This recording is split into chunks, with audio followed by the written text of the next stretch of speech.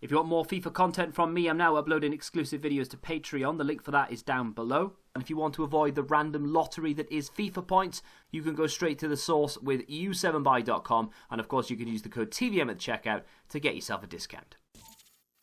What is going on, guys? TVM here. Welcome back to another player review. Today I have the extinct, as at least of when I'm recording this, Darwin Machis. Now this guy took my fancy, as you would have seen yesterday and the day before from my Team of the Week videos. He is only 84 rated. He's only got a max price of 30,000 coins, hence the reason why he's extinct, because this card is easily a 50k player, if not more, because he has a very nice set of stats that fit the meta of this game, and of course he's one of those players that will go under the radar. Now he has brought more attention to himself than normally would do because the price range is so poor. I really don't understand why the price range wasn't 50k when it first came out. Then maybe he would have been on the market for about 40, 50k, but with FUT birthday around the corner, I would imagine he'll get packed an awful lot. People won't care as much, and he'll be up. Or EA raised the price range. The problem with that, of course, is I just don't know how many people are in the office right now, given the current world situation. So, with that being said, let's talk about the card itself. Is he actually any good? And is there a reason why he's extinct? 4-star, 4-star, high attacking, work rate, medium defensive is very good. He's 5'9", but he does have a stocky body type. Now, that's not something I normally care about. It's not something I normally look at, but I will just point that out just in case you are interested. And we'll talk more about that toward the back end of the video. 96 acceleration, 95 sprint speed.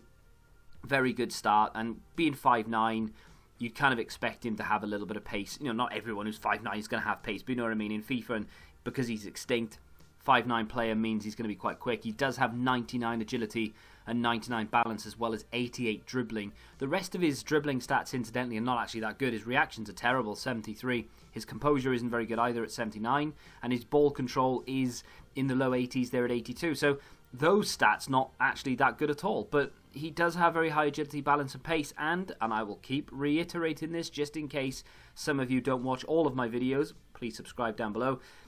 In my opinion, reactions don't matter too much so long as you've got pace and agility and either dribbling or ball control, one or the other. So in terms of reactions, it shouldn't make a blind bit of difference to this guy in terms of dragbacks and ball rolls and all the rest of it, right? So moving on, 96 shot power, 83 finishing, 85 positioning. Bearing in mind this is an 84 rated card. I mean, if this was like an 87, 88 rated, we'd maybe be criticising a few of these things, but 96 shot power is immense. I mean, that is gonna be the difference between scoring poorly placed shots and missing them, right? So his finishing isn't necessarily that good, which means his accuracy won't be great, right? But that shot power should carry him through.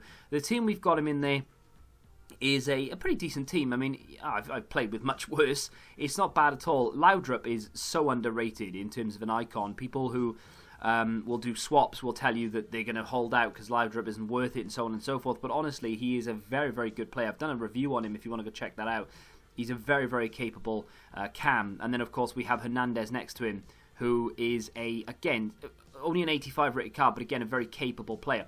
Into the clips we go now, and you're going to get to see some of that dribbling ability and some of the finishing ability. Now, we do have a Deadeye on him, which, incidentally, in my opinion, is the best chem style for him because it takes him up to an 88 rated striker or an 89 rated centre forward or winger.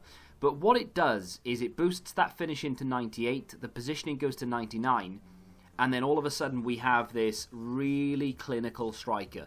Now, unfortunately, the chem style doesn't seem to give him the full boost because I'm not expecting him to finish everything. Of course, you will get strikers who miss. Even Mbappe and Ronaldo and Messi and all the rest of them miss chances at some point, you know. But you will get that opportunity in front of goal that you think, right, this is a dead cert to go in, and all of a sudden you're taking a corner, you know, because the goalkeeper's made a save. But just bear that in mind that obviously he's not every striker is not going to finish everything. You know, there's always going to be some circumstances when he misses. But to be fair, this guy scores goals. He is an absolute machine.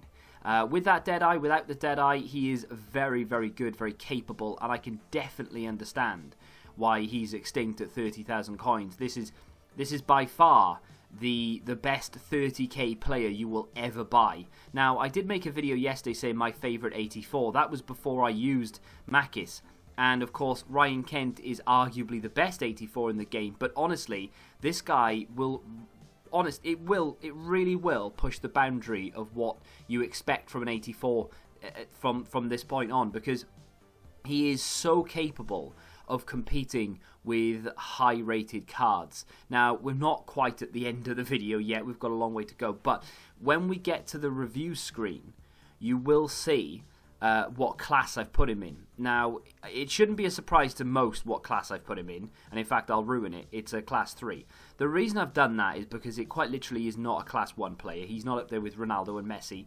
But then on the other hand, he's not really a class 2 player either, because he doesn't, on paper for instance, his reactions are poor, his composure's poor, his stamina isn't great, his strength is quite low, and there's loads of other factors without a chem style that for me to say, well, he's not quite, like his passing, for example, just isn't the best, and that's why he's a class 3. But he is at the very top end of class 3, and he kind of pushes the boundary of my class system. He could easily fit into 2 different classes, and that is saying a lot really about this card, because when I went into the review, I knew he'd be good, because you look at the stats, you know he fits the meta, you know he's got the agility, he's got the balance, he's got the dribbling ability, and he's going to have that pace. But going into the game with a 25-30k player and him actually performing like he's a 100k player is 2 different stories. You look at the card, you think, yeah, this guy's going to be good. You go into game, he's actually not as good as I thought he was going to be. But on this occasion, he's every bit as good, if not better than what I thought he would be. His positioning is absolutely fantastic with or without a chem style. His finishing is good without, but really good with. His shot power, like I said at the very beginning, it does make a blind bit of difference. That doesn't make any sense, but it does make difference. It makes a big difference, in fact. If you get a poor shot on target that, more often than not gets saved by the goalkeeper, his shot power will carry that through, and the reactions of the keeper won't be able to match up to the power of the shot, which is fantastic. Now, I've bummed him a lot there. However, he does have a few, not many, but he does have a few negatives, and we might as well talk about them now. That is the last clip that you're going to see. Well, that's a lie. You'll see a lot of the gameplay going forward. This is from a game that you wouldn't have seen in the middle here, but those are the highlights of the card. And we might as well get into the cons, because there are a few. Stamina being the first one. Now, unfortunately, he's not been graced with great stamina. 79. It's not terrible. It's not the worst. You will definitely be able to get a good sort of, 70, 75 minutes out of him. But it depends how hard you're hammering this card. So if you go back and look at those clips, if you look at the ones that are toward the back end of the game, 60, 70 minutes plus, you'll notice that he doesn't have an awful lot of stamina left. And that is a huge testament to how good he is, really, because it's just a case of, I want to give him the ball. I want him to get on it, to be able to perform, because every time I give him the ball, I fully expect him to score a goal. And to be honest, more often than not, he actually does cause the keeper problems every time he touches the ball. He's that good. But I digress. The vision, not the best. So that's why I gave him the Deadeye, actually, because the Deadeye obviously boosts the finishing and the positioning, which is really what I wanted. Didn't feel like dribbling boost was really that necessary, because he's got that agility of balance, he's got high dribbling anyway, and I don't believe in reactions and composure really having an effect, so I wanted to boost that passing. Takes him up to 87 vision and 91 short passing. More than adequate, in my opinion, for what we need from this card. I wanted to have a player who was capable of passing the ball in a straight line to, from point A to point B. I didn't need him to be raking 70-yard passes. I just needed to be able to play in and around the penalty area, because obviously we do a little give and go. We play triangles with our strikers, so that's what I needed. And the Deadeye gave me what I needed. So even though I've got vision in there as a negative, it isn't really that bad.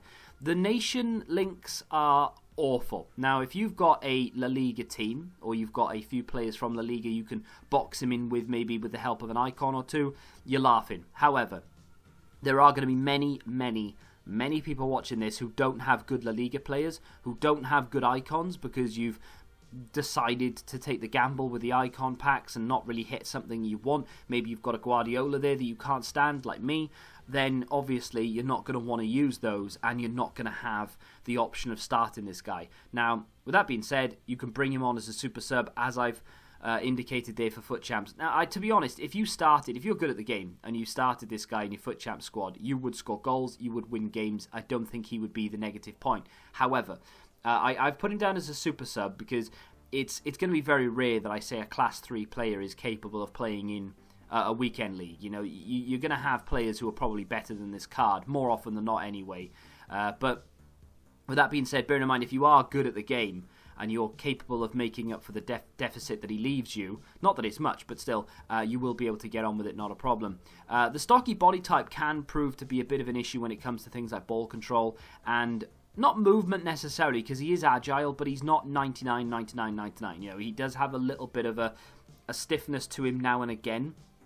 And I've got to try and get this across, because it's going to sound like he's not agile. He is. He's unbelievably agile. But for someone who's got 99 agility, 99 balance, and 5'9" with insane acceleration, you'd expect him to literally be like water out of a tap. But he's not quite that agile. He's not like fluid in that sense. He's very agile, but he's not 99, 99. And that's down to the stocky body type. So it's a shame he doesn't have a lean body type, but obviously beggars can't be choosers. Now, you'll see that he's got 100 value for coins, 99 enjoyment, 99 overall. It's because he's in a Class 3. Obviously, if he was in a Class 2, he wouldn't be 99 overall. What I was saying earlier, he pushes the boundary of that Class 3, Class 2. I could easily have said, yeah, he's an 82, 83 rated player in a Class 2. Maybe even lower than that, but I didn't want to have that argument with myself as to where I would have put him. So I thought, you know what? He is the best fun card you can get without then tipping over into the competitive side of FIFA, if that makes any sense whatsoever. Not to say that you can't use him competitively, because you can, but in my opinion, this guy is a must-buy. Now, unfortunately, the price range will result in you not being able to buy him just yet, but as soon as the FUT birthday cards start flying out at 6 PM, maybe you're watching this after 6 PM, he should be readily available on the market, and of course they should lower his price range. If you have enjoyed today's video, hit that like button, subscribe to the channel for new, and until the next time, goodbye. Football Index, the game changed. Download the app now.